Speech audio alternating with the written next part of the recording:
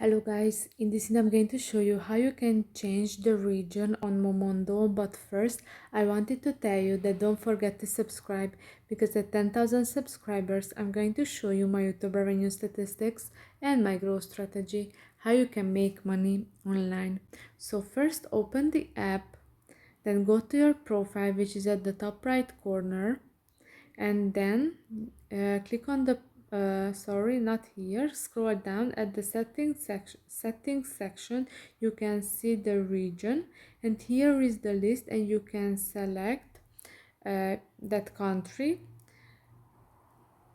So it's not a long list, but maybe you can find here your region.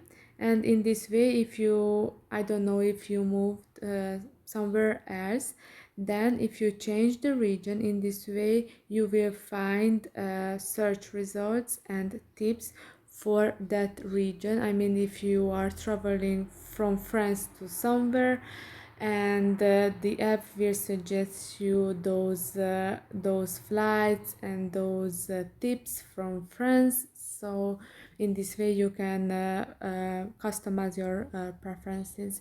So I hope this video was helpful for you. If it was, please consider subscribing, and see you in the next one. Bye bye.